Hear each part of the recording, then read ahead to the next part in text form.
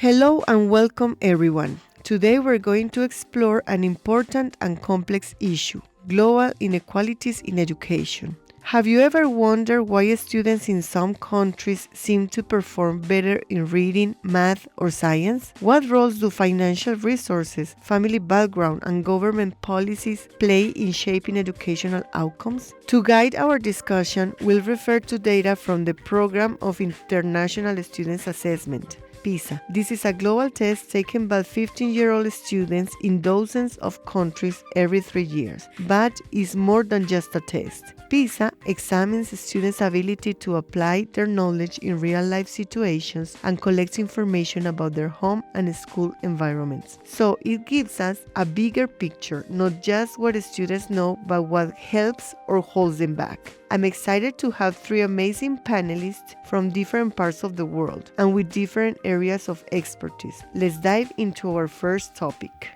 To start, we have Dr. Amina Diallo, a curriculum specialist from Senegal, with a focus on equity and secondary education. To begin with, I'd like to ask, Amina, what does the PISA data tell us about global educational gaps? Thanks, Julia. One of the first things I noticed is the strong link between students' socioeconomic status, or SES, and their performance. SES includes variables like family, income, education, and job situation. But what's interesting is that even when students come from similar family backgrounds, their performance can differ widely depending on the country. That shows us how much national education systems influence outcomes.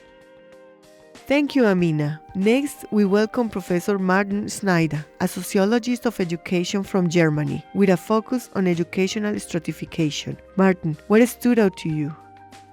From a European perspective, I see the same pattern, even in wealthier countries like Germany. There are big performance gaps based on SES. PISA data highlights that many school systems often reflect and even reinforce social inequalities. For instance, in Germany, students are streamed into different academic tracks at a young age, often based on their family background. That has long-term effects on students' opportunities.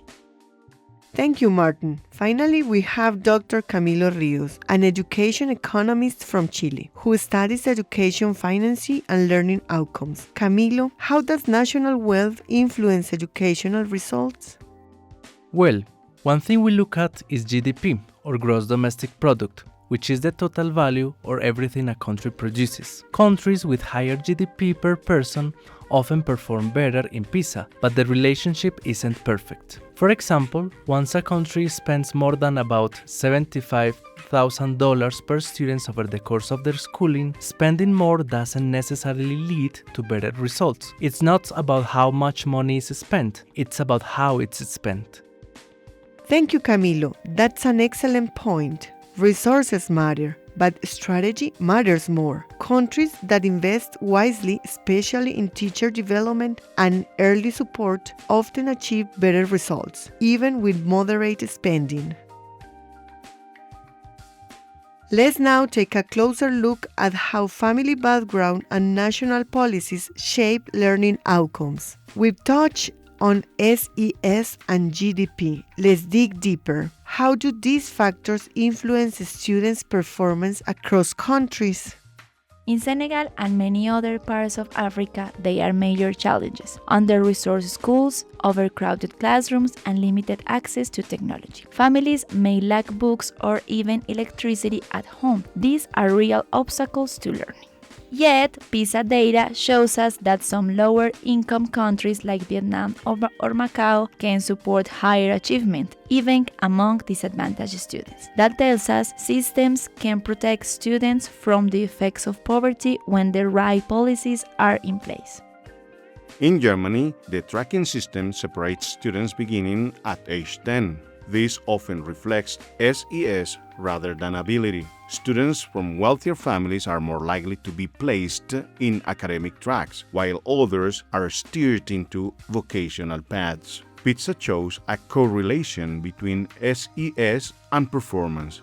This means that as SES increases, performance tends to increase too. Interestingly, while SES correlates with performance, PISA researchers suggest SES only explains part of the picture. The rest comes down to policy design and school practices. Parents' education is a key part of SES. In countries where most adults have completed high school or higher education, student performance tends to be stronger. It's an intergenerational cycle. If we invest in education now, it benefits not just one generation, but the next. More educated parents can support their children better, and that helps close the gap. That's a powerful reminder, Camilo. Improving education today builds a stronger foundation for tomorrow. Let's now move from students to systems. Let's now consider how the educational systems themselves are structured and founded. Places like Finland and Singapore are good examples. These countries invest in high-quality teacher training, support students early when they struggle, and allocate funding based on students' needs. That's more effective than simply giving every school equal funding. PISA data shows that about 54% of the differences in students' performance between countries can be explained by the amount spent per student. But that means nearly half the story is about how systems are designed. In many lower-income countries, just getting kids into school is still a challenge. But now we're seeing the need to improve quality and fairness. Some countries like Colombia have made real progress. They've increased enrollment and targeted resources towards disadvantaged communities. This dual approach, expansion and support, makes a big difference. Martin, you've mentioned early tracking before. How else do systems drive inequality? Besides tracking, social segregation is another concern, even within the same city. In some countries, students from different backgrounds rarely mix. That creates separate and unequal learning environments. In contrast, countries like Canada or Finland delay tracking and promote diverse classrooms. That helps reduce gaps and strengthen social bonds.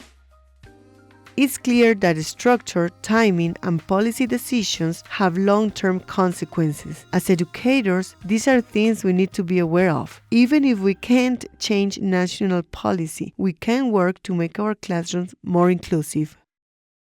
Let's wrap up. What have we learned? We've seen that inequality in education is not just about how much money a family or a country has. It's about how education systems are designed, how teachers are trained, how schools are funded, and how early we intervene to support students. From Amina, we learned that poverty doesn't have to predict failure. With strong systems, students can thrive. From Martin, we saw that systemic structures like early tracking can either widen or close opportunity gaps. And Camilo reminded us that strategic investment, not just higher budgets, is what really matters. So, what should we remember? Behind every PISA score is a child, a student with dreams, talents, and potential. Our actions as educators, how we teach, support, and include, can shape their futures. Let's keep challenging inequalities. Let's work towards justice in education. And let's always remember the human stories behind the numbers. Thank you all for joining us today.